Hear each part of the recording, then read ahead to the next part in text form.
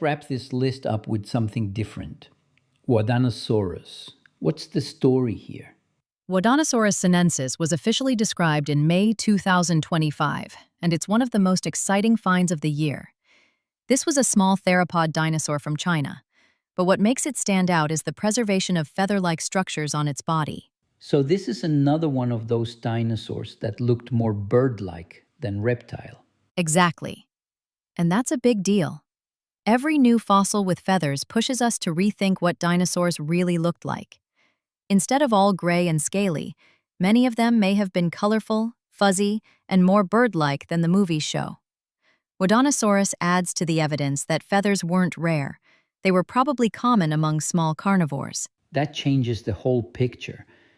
Instead of just giant scaly monsters, you've got predators that might have looked more like strange birds running around. Right. And that's why this discovery is so powerful. It's not just about adding another dinosaur to the list. It reshapes how we imagine the entire prehistoric world.